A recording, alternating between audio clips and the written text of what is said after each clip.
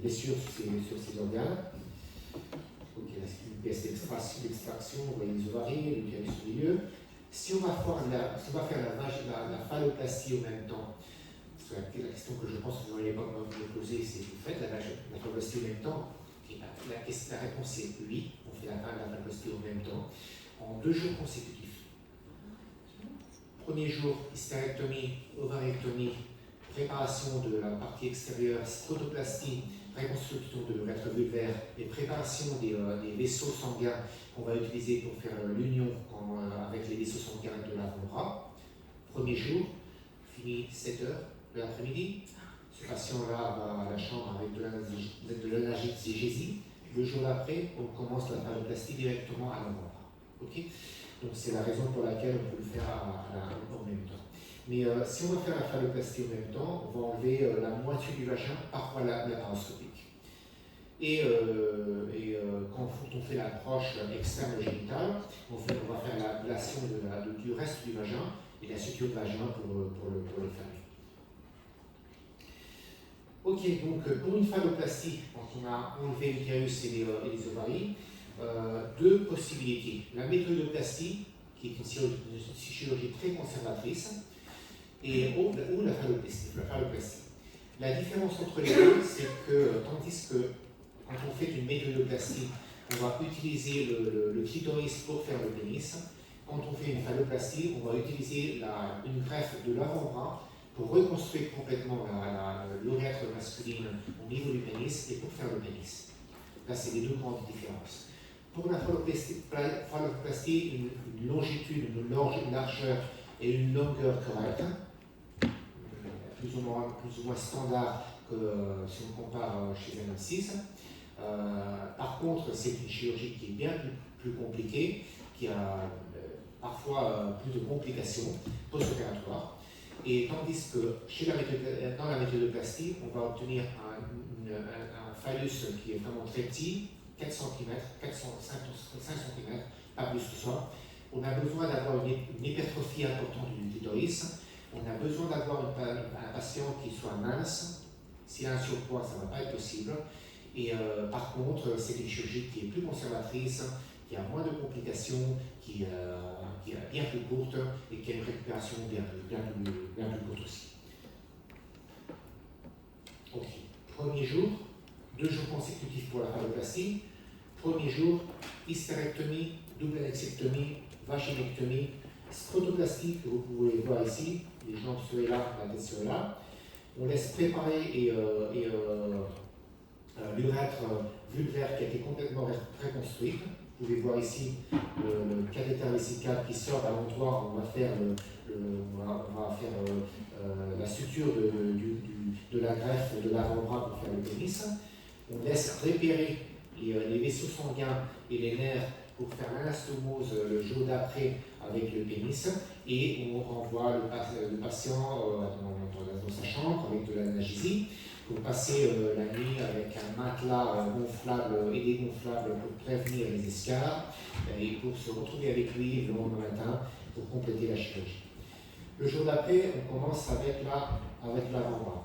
On va prendre toute la peau, une épaisseur complète de la peau de l'avant-bras. On va prendre aussi les vaisseaux sanguins de l'avant-bras, une artérie et au moins 2 veines pour éviter la congestion veineuse, c'est toutes des complications. On va prendre 3 nerfs aussi de l'avant-bras pour utiliser au moins 2 d'entre eux pour faire une anastomose avec un nerf sensitif, l'abdominogénital et une anastomose avec le nerf du clitoris pour obtenir une sensibilité érogène à la phalloplastie. Là à droite, vous pouvez voir cette peau utilisant les techniques de tube sur tube, ça veut dire qu'on fait le tuyau tuyau sur tuyau, on fait le tuyau de l'urètre d'abord et ensuite le second tuyau avec le reste de la peau pour conformer la forme et le pénis complètement. Là, c'est une autre diapo avec la peau qu'on enlève de l'avant-bras. Là, c'est la morphologie qu'on obtient avec les 2 tuyaux une fois qu'on a fait toutes les sutures, avec les vaisseaux sanguins là. Et Là, c'est à la fin de la chirurgie, la scrotoplastie, la phalloplastie. C'est l'ouverture que nous faisons à l'abdomen pour localiser les vaisseaux sanguins et les nerfs, pour faire les anastomoses. Ça, c'est quelques semaines après la chirurgie. Quelques mois après. L'avant-bras, ok, les physios, très important, ok, parce que l'avant-bras a un grand problème. L'avant-bras est une structure qui est très délicate et est responsable de la mobilité de toute la main. Il y a un tas énorme de tendons et on laisse cet avant-bras sans couverture. Donc c'est terrible, hein, c'est terrible parce que si on ne couvre pas les tendons avec quelque chose et il est sèche, on va les perdre. Si on les perd, la fonction de la main va se perdre. Donc qu'est-ce qu'ont fait les chirurgiens? D'abord, ils font prendre de la peau d'un endroit pour la couvrir.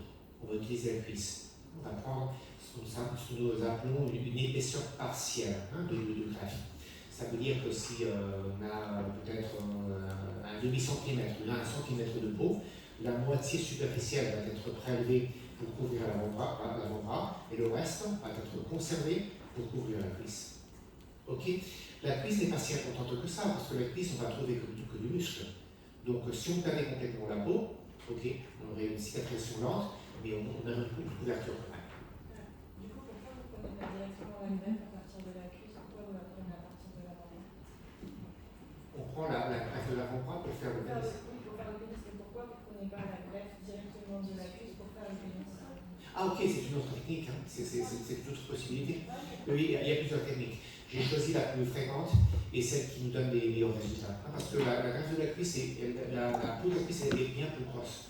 Donc quand on utilise ça en résultat anatomique, fonctionnel aussi, est pire.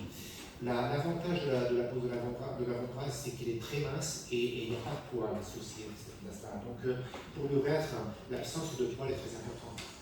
On va utiliser cette partie-là pour faire le reste pour faire le pénis. Et du moment que la peau est mince, on peut faire directement tuyau sur tuyau, pour faire l'urètre, la reconstruction de l'urètre et à la même fois le pénis.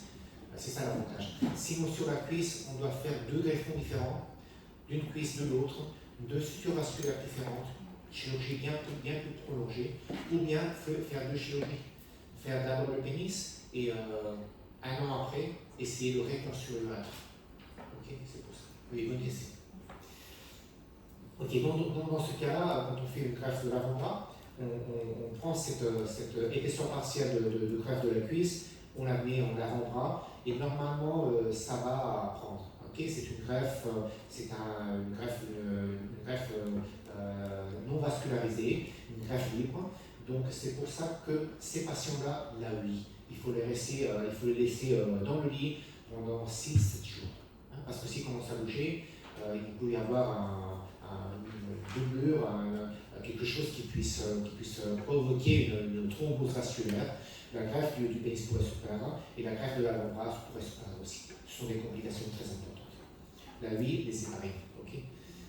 Ça n'a rien à voir avec la femme 6.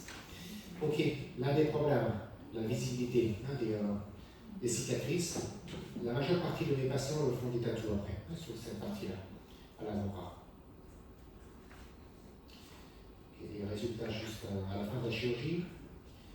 Okay, il reste à faire la glotoplastie. Hein, ça se fait 1 année après, pour obtenir une morphologie plus naturelle de la pointe du pénis. Ok, les résultats, on va vite. Résultats, quelques mois après, peut-être pas plus de 2. Ok, plus de résultats. Bon, complications, il y a un pourcentage qui n'est pas déniable de complications, surtout associé à l'urètre.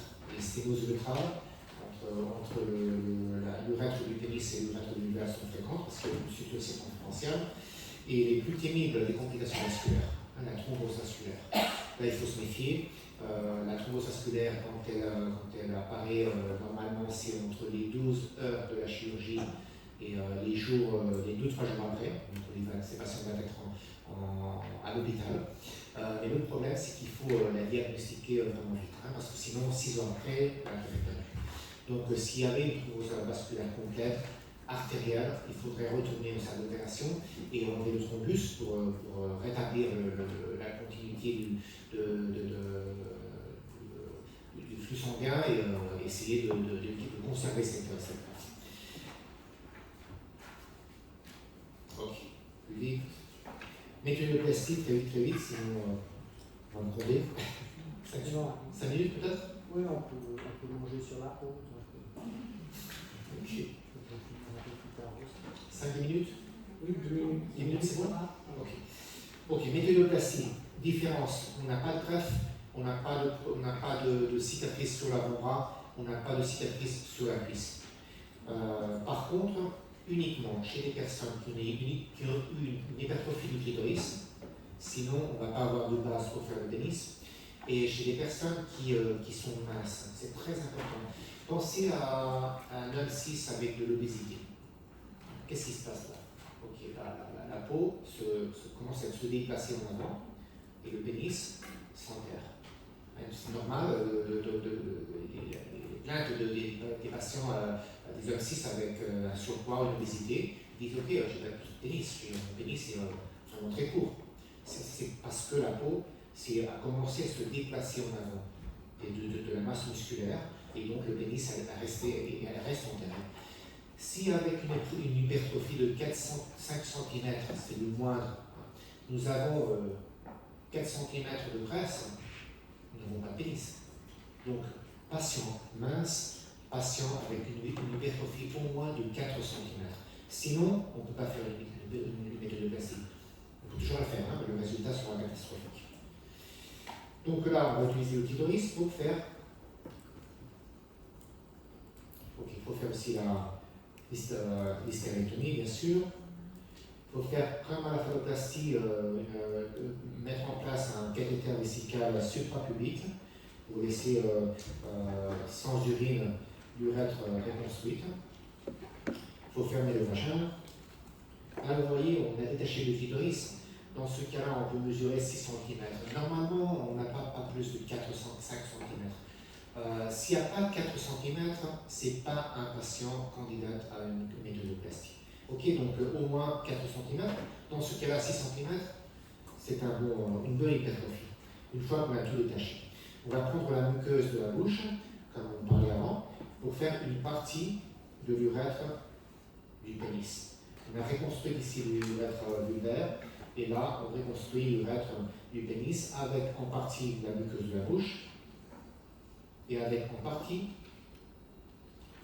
l'une des petites lèvres qu'on va retourner pour l'attacher ici avec des points de suture à la muqueuse de la bouche et faire la circonférence complète de l'urètre du pénis. Vous voyez ici, complètement reconstruite. L'autre petite lèvre va être utilisée pour couvrir le pénis et finalement faire ce petit pénis. Okay. Et on fait la scrotoplastie, on met des prothèses aussi au scrotum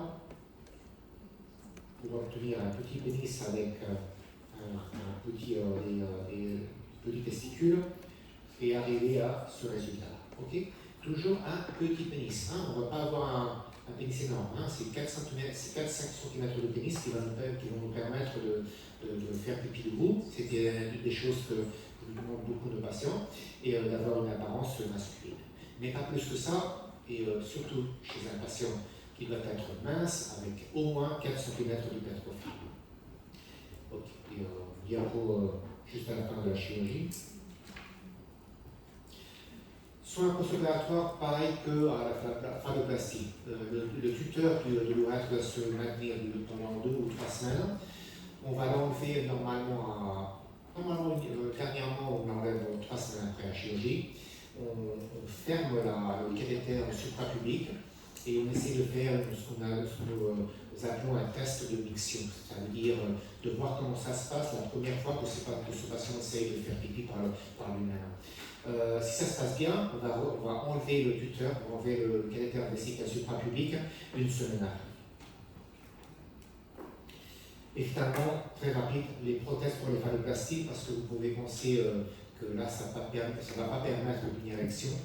Donc pour la phalloplastie, il va falloir utiliser 1 an après des prothèses pour les personnes qui veulent le faire. Moi, je ne conseille pas, parce que les prothèses ont un risque élevé d'érosion de la peau. Pensez que les tissus sont des tissus qui sont très fermes, qui ont un tas énorme de cicatrices.